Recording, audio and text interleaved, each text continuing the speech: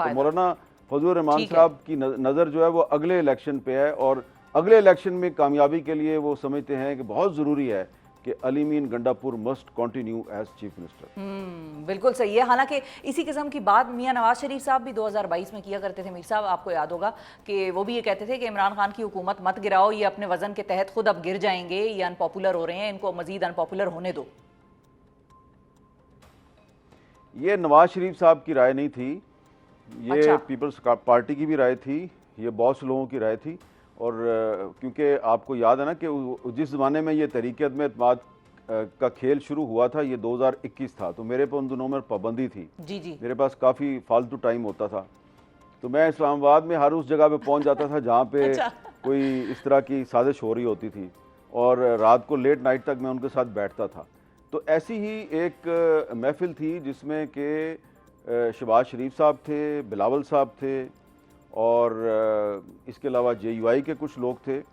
और मैं आपको ये भी बता देता हूँ कि उस वक्त शेख रुहेल असगर साहब जो हैं वो मुस्लिम लीग नून के MNA थे, तो उन्होंने एक खाने पे बुलाया हुआ था सबको, वहाँ पे उन्होंने मुझे भी बुला लिया। अच्छा। तो अब वो MNA नहीं है, तो वहाँ पर मैंने इन सब से पूछा था, ये मैंने खुद पूछा था शहबाज शरीफ साहब से, बिलावल साहब से, और गफूर हैदरी साहब थे वहाँ पे। मैंने इन तीनों से पूछा था कि आप इकट्ठे हैं सारे, और भी लोगों को आप ला रहे हैं, तो आप ये नहीं समझते कि अगर आप इमरान खान को तहरीक अदम एतमाद के ज़रिए हटाएंगे तो वो इस वक्त बहुत अनपॉपुलर है, तो वो एक हीरो बन जाएगा। तो इन सब का ये ख्याल था कि उन्होंने मुल्क तबाह कर दिया है, मुल्क बचाने के लिए इमरान खान को हटाना बड़ा ज़रूरी है। तो मैंने उनसे कहा कि देखें, बात यह है कि इतना तो मैं भी बेवकूफ़ नहीं हूँ, मुझे भी पता है कि जो जनरल बाजवा साहब हैं वो एक्सटेंशन लेना चाहते हैं, एक और एक्सटेंशन लेना चाहते हैं, तो इसके लिए वो थोड़ा प्रेशराइज कर रहे हैं इमरान खान को, तो इसके लिए वो आपको इस्तेमाल कर रहे हैं। तो अगर आप लोग इस्तेमाल हो रहे हैं तो आपको लगता है कि इमरान खान साहब जो हैं वो इस तरीके से जनरल बाजवा साहब को एक्सटेंशन देने के बाद वो आपकी बात सुनेंगे? तो ये आए बाएँ शाएँ कर रहे थे सारे। तो नवाज शरीफ साहब जो हैं वो उस वक्त लंदन में बैठे हुए थे, और उस वक्त शाहिद खाकान अब्बासी साहब बहुत आ जा रहे थे उनके पास। बाजवा साहब और नवाज शरीफ साहब के दरमियान शाहिद खाकान अब्बासी साहब ने काफ़ी पैगाम रसानी भी की। तो ये एक तासुर है कि जी नवाज शरीफ साहब जो हैं वो चाहते थे कि इमरान खान के ख़िलाफ़ तहरीक अदम एतमाद ना लाई जाए। जो तहरीक अदम एतमाद आई थी वो नवाज शरीफ साहब की कंसेंट से आई थी, उनकी मर्ज़ी से आई थी, और उसके बाद फिर जब तहरीक अदम एतमाद टेबल हो गई, उसके बाद बाजवा साहब ने और जनरल फैज़ साहब ने कोशिश की कि ये वापस हो जाए, और ये सारे जो हैं इनको बुलाकर बाजवा साहब ने कहा इसको वापस करो। वहाँ पर जो बलूचिस्तान के कुछ रहनुमा थे वो डट गए थे, उसमें खालिद मक्सी साहब थे, उसमें अख्तर मैंगल साहब थे, और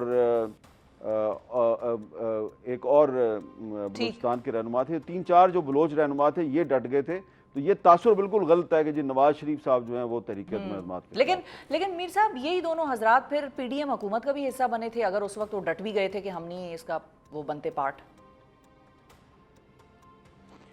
आप अख्तर मैंगल साहब की बात कर रहे हैं और खालिद मक्सी साहब की बात कर रहे हैं? जी हाँ, ये बिल्कुल बने। खालिद मक्सी साहब जो है उन्होंने तो जनरल बाजवा को यहाँ तक कहा था उस मीटिंग में कि बाजवा साहब, मैंने तो अभी 24 घंटे पहले जो है बाप पार्टी जो है उसकी तरफ से प्रेस कॉन्फ्रेंस का ऐलान किया और मैंने इनकी हमायत की है। तो अब आप कह रहे हैं जी कि तहरीक अदम एतमाद वापस लो और इमरान खान शुड कंटिन्यू, तो ये तो फिर आप इस तरह करें, फिर आप मार्शल लॉ लगा दें इस मुल्क में, अगर आपने इस तरह ही करना है।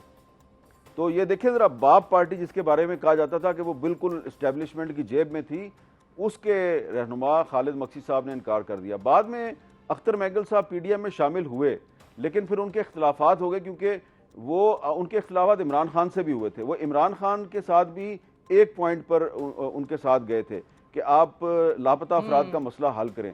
जब वो मसला हल नहीं हुआ, उन्होंने उनका साथ छोड़ दिया। फिर PDM की गवर्नमेंट में भी उनका यही फड्डा था, और अभी भी उन्होंने जो असेंबली से इस्तीफा दिया हुआ है उसके पीछे भी यही कहानी है। बिल्कुल तो सही है। इसलिए आप ये कह सकते हैं कि इमरान खान के खिलाफ तहरीक अदम एतमाद में वो लोग इनके साथ थे, लेकिन अब तो वो इनके साथ नहीं नहीं, हाँ जी, अब इनके साथ नहीं। तारीख बस बड़ी बेरहम होती है, बहुत सारे लोगों को बेनकाब करती जाती है साथ साथ। अच्छा मीर साहब ये बताएं आप कि पीपल्स पार्टी इस वक्त की क्या सिचुएशन है। कल हमारे प्रोग्राम में साहिबजादा हामिद रजा साहब थे, वो ये कह के गए हैं कि अब परेशान होने का वक्त वफाक का आ गया है और वफाक में भी कुर्सियाँ तब्दील हो सकती हैं, कोई और फ्रंट पे आके बैठ सकता है, तो नून लीग के लिए खासा परेशानी का वक्त है।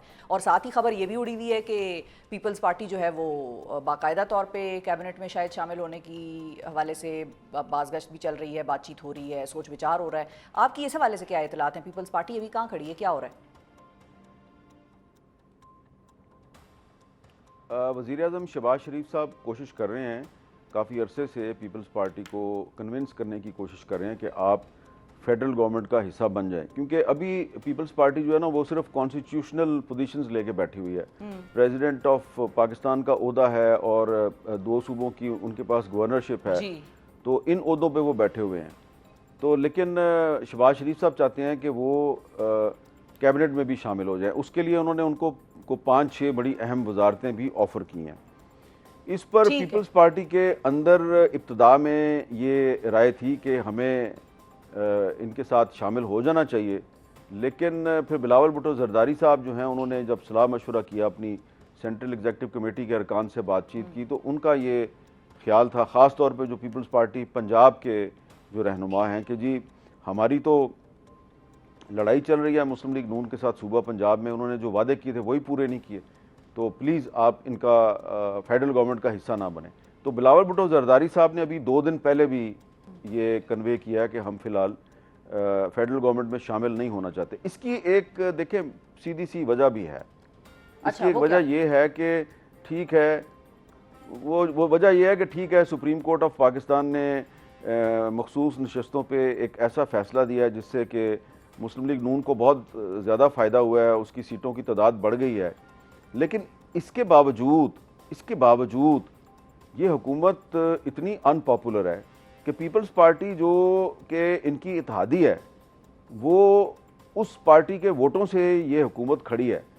उसके बावजूद पीपल्स पार्टी इस हुकूमत की काबीना में शामिल होने से गुरेज कर रही है और मुसलसल गुरेज किए जा रही है।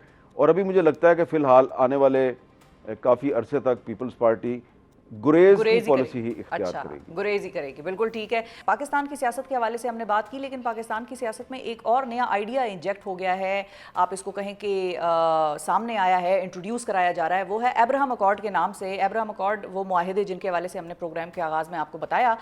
मीर साहब ये बताइए कि ये अब्राहम अकॉर्ड जो है, इसको तस्लीम करने के हवाले से ख्वाजा आसिफ साहब, राना सनाउल्लाह साहब के जो अचानक तवातर के साथ बयानात सामने आ रहे हैं, इस पर ज़रा अगर हम बात कर लें, क्या वाकई पाकिस्तान को इस हवाले से प्रेशर आ रहा है?